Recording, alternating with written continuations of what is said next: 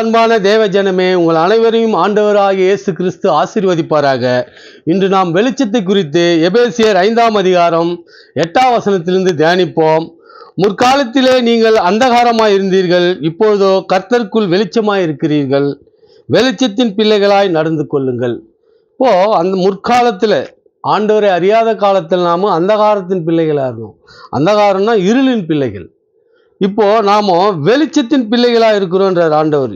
இப்போது கர்த்தருக்குள் வெளிச்சமா இருக்கிறோம். கர்த்தருக்குள் நம்ம வந்தப்போ, ஆண்டவர்கிட்ட வந்தப்போ, ஞானஸ்தானம் எடுத்து கிறிஸ்துவனாக ஆயின பேர் ஆண்டவருக்குள் வந்தப்போ நாம யாரா இருக்கிறன்றாரு? வெளிச்சத்தின் பிள்ளைகளா இருக்கிறான்றார்.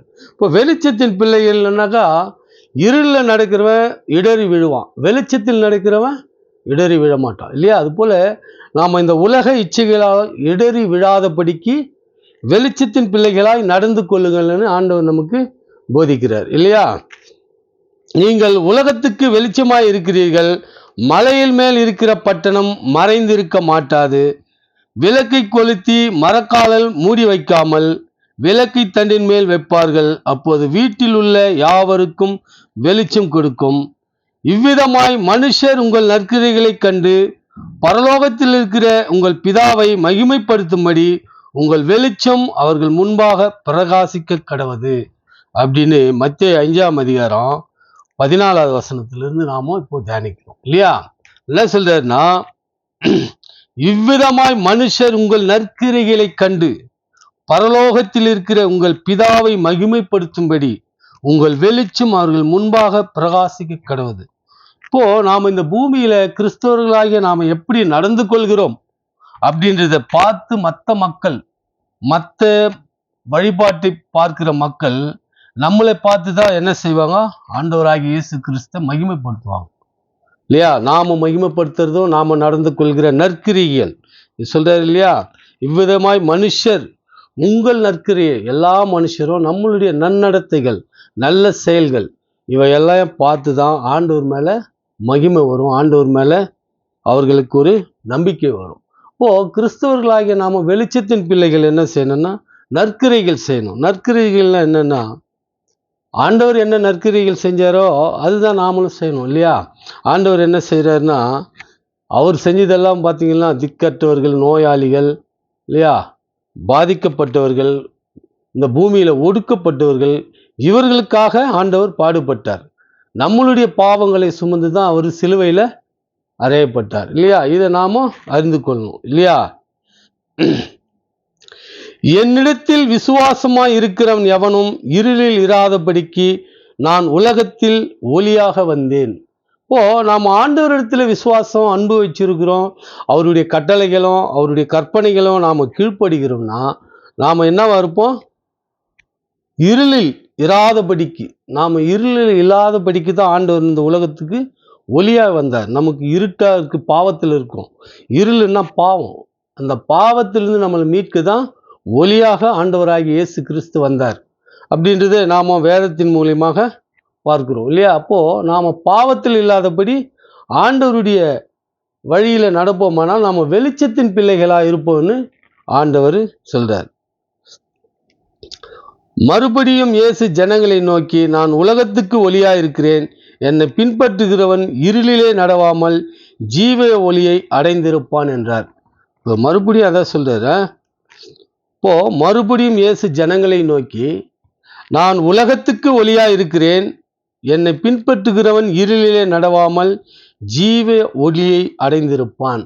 இப்போ நாம் ஆண்டவராகிய இயேசு கிறிஸ்து பின்பற்றணும்னா இருளில் நடக்கிறவர்களா இல்லாம ஜீவ ஒளியை அடைந்திருப்பான் என்றார். இப்போ நாம் ஆண்டவருடைய ஜீவ ஒளியில அடைந்திருக்கத்தக்கதாக நற்கிரைகளை நாம் இந்த உலகத்துக்கு செய்யணும். ஆண்டவராகிய இயேசு கிறிஸ்துக்கு நாம சாட்சிகளா இருக்கணும் இல்லையா?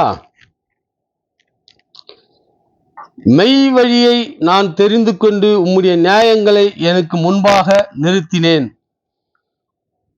மெய் வழி, ஆண்டவருடைய உண்மையான வழியை நானும் நியாயங்களை, உம்முடைய நியாயங்களை எனக்கு முன்பாக நிறுத்தினேன் என்றார். இப்போ நாம உண்மையான வழியில நடக்கணும், நீதியான வழியில நடக்கணும் அப்படின்னு சொல்லிட்டு ஆண்டவர் சொல்றார். கட்டளையே விளக்கு, வேதமே வெளிச்சம், போதக சிற்சியே ஜீவ வழி. இது என்ன சொல்றாருன்னா, ஆண்டவர் கட்டளையே விளக்கு. இப்போ ஆண்டவருடைய கட்டளைகளை நாம பின்பற்றணுமா தான் நாம விளக்குல நடக்கிற பிள்ளைகளா இருப்போம் இல்லையா? வேதமே வெளிச்சம். ஆண்டவருடைய வசனங்கள் தான் நமக்கு வெளிச்சம். நாம இந்த பூமியில எப்படி வாழ வேண்டும். இப்ப வெளிச்சத்துல போறோம், நம்ம தைரியமா நடந்து போவோம் இல்லையா? எந்த ஒரு பயம் இல்லாத நடந்து போவோம். ஆனா அதே இருட்டுல நடந்து போகும்போது என்ன செய்வோம்? பயந்து பயந்து போவோம். அதனால நம்ம ஆண்டவருடைய வேத வசனங்களை நாம கடைப்பிடிப்போம்னா, அதன்படி நடப்போம்னா, நாம இந்த பூமியில பயப்படாமல் இருப்போம்ன்றது வெளிச்சம். போதக சிட்சி ஜீவ வழி. நாம ஒருத்தருக்கு போதிக்கிறோன்னா சிட்சி கண்டிச்சு உணர்த்தி தான் போதிக்கணும். உன்னை ஆசீர்வதிப்பார், உன்னை உயர்த்துவார், உன்னை பாதுகாப்பார், உன்னை தூக்குவார், உன்னை ஏந்துவார் அப்படின்னு எல்லாம் நிறைய பேர் வந்து சொல்லுவாங்க இல்லையா? அதுக்கு ஆண்டவர் என்ன சொல்றாருன்னா, போதக சிட்சியே ஜீவ வழி. இப்போ நித்தம் ஜீவ வழியில் நாம போனோம்னா, ஒரு ஊழியக்காரர் போதிக்கிறாருன்னா கண்டித்து உணர்த்தணும். சிட்சி அதான் கண்டிச்சு உணர்த்துறது. ஆண்டவருடைய வேத வசனங்களை கண்டிச்சு உணர்த்தினாதான் அந்த மக்கள் எங்க போவாங்க? ஜீவ வழிக்கு போவாங்க.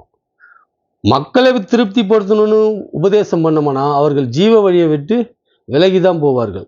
அதனால ஜீவ வழியை அடையணும்னா சிட்சித்து உணர்த்தணும். இருளிலே நடக்கிற ஜனங்கள் பெரிய வெளிச்சத்தை கண்டார்கள். மரண இருளில் தேசத்தில் குடியிருந்தவர்கள் மேல் வெளிச்சம் பிரகாசித்தது.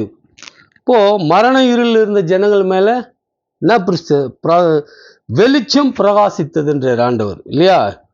இப்போ இருளில் நடக்கிற ஜனங்கள் பெரிய வெளிச்சத்தை கண்டாங்கன்னா, ஆண்டவராகிய இயேசு கிறிஸ்து வரும்போது இத்தகைய வசனங்கள் அன்றைக்கு உள்ள மக்கள் பார்த்தார்கள் இல்லையா? அதனால வந்து வெளிச்சத்தின் பிள்ளைகளா நாம இருக்கணும் இல்லையா?